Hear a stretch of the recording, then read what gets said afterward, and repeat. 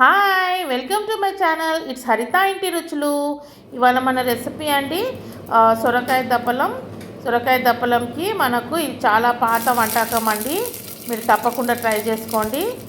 దీనికి ఒక గిన్నె పెట్టుకొని అందులో ఒక పెద్ద స్పూన్ అంత ఆయిల్ వేసుకొని, టేబుల్ స్పూన్ అంతా, అందులోకి ఒక టీ స్పూన్ అంతా జీలకర్ర, హాఫ్ టీ స్పూన్ అంతా మెంతులు వేసుకోండి.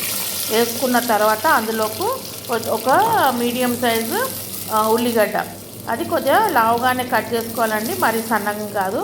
వేసుకొని అందులోకి ఒక 3 పచ్చిమిర్చి, కరివేపాకు, ఒక టేబుల్ స్పూన్ అంతా అల్లం వెల్లిగడ్డ వేసుకోండి. వేసుకొని ఆ పచ్చివాసన వెళ్ళే వరకు కలుపుకున్న తర్వాత అందులోకి ఒక హాఫ్ టీ స్పూన్ అంత పసుపు, ఒక 1 ఫుల్ స్పూన్ అంతా కారం వేసి కలుపుకోండి. ఇందులో పులుసు పోస్తాం కాబట్టి కారం కొద్దిగా ఎక్కువ వేసుకోండి. వేసుకున్నాక ఇందులోకి మనము కట్ చేసి పెట్టుకున్న సొరకాయ, ఇది ఒక పెద్ద హాఫ్ కేజీ సొరకాయ అండి, నేను పెద్ద ముక్కలుగా కట్ చేసి పెట్టుకున్నా. ఇవి వేసుకోండి. వేసుకొని ఇవి మంచిగా అంతా కలుపుకొని కొద్దిగా మూత పెట్టి ఒక 2 మినిట్స్ అయ్యాక మూత తీసి అందులో కొన్ని వాటర్ పోసి, ఇప్పుడు మళ్ళీ మూత పెట్టేసి దాని మీద కొన్ని నీళ్లు పోసి వదిలేసేయండి. వదిలేస్తే అది కొద్దిగా ఉమ్మగిలుతుంది గిన్నెలో. అది కొద్దిగా వదిలేసినాక ఒక 5 మినిట్స్, ఒక 5 to 8 మినిట్స్ వదిలేసినాక మూత తీసి చూడండి సొరకాయలో ఉన్న వాటర్ కూడా బయటకు వచ్చేసి అందులోనే అడగంటకుండా మంచిగా కుక్ అవుతుంది. ఇది మంచిగా కుక్ చేసుకోవాలండి. మంచిగా ముక్కలన్నిటివి మంచిగా ఉడకాలి. ఇవి ఉడికిన తర్వాత మనం ఇందులోకి మంచిగా ఒక నిమ్మకాయ సైజ్ అంతా చింతపండు నానబెట్టుకోవాలండి. ఇందులో ఒక 1.5 స్పూన్ అంతా సాల్ట్ వేసాక మనం ఒక నిమ్మకాయ కన్నా కొద్దిగా పెద్ద ఉన్న నిమ్మకాయ, కొంచెం పెద్ద నిమ్మకాయ సైజ్ అంతా మనం చింతపండు పెట్టుకోవాలి. పెట్టుకొని దాని జ్యూస్ అంతా తీసుకోవాలండి.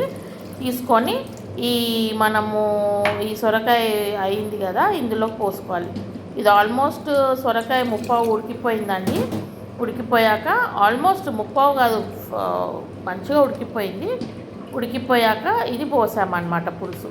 పోసి ఇంకొన్ని నీళ్ళు కూడా, అది పులుసు మళ్ళీ సెకండ్ టైం కొద్దిగా నీళ్ళు పోసుకొని దాన్ని పులుసు తీసుకొని అది కూడా పోసి అందులోకి కొద్దిగా కరివేపాకు, కొత్తిమీర నలిచి వేసానండి. ఎందుకంటే కొద్దిగా అందులో ఉన్న మంచి వాసన అనేది పులుసులో ఉడికి వస్తుందండి. చూడండి, ఇప్పుడు నేను ముక్క స్పూన్తో ఇలా అంటే అది ఎంత ఈజీగా అది కట్ అయిపోయిందో, అంటే అది అంత సాఫ్ట్గా మంచిగా ఉడికిపోయిందండి. ఈ టైంలో ఒక 3/4 స్పూన్ అంత జీలకర్ర పొడి, ఒక 3/4 స్పూన్ అంత ధనియాల పొడి వేసుకొని ఇందులోకి ఒక హాఫ్ కప్పులోకి ఒక 1 టేబుల్ స్పూన్ అంతా బియ్యం పిండి అండి. బియ్యం పిండిని ఇలా కలిపేసుకొని అది మనము ఈ చేసి పెట్టుకున్న దప్పలంలోకి వేసేసుకొని కలిపి కొద్దిగా మనం మన గ్యాస్ స్టవ్ ఫ్లేమ్ అనేది ఎక్కువ ఉంటే అది కొద్దిగా మీడియం టు సిమ్లో చేసి మూత పెట్టి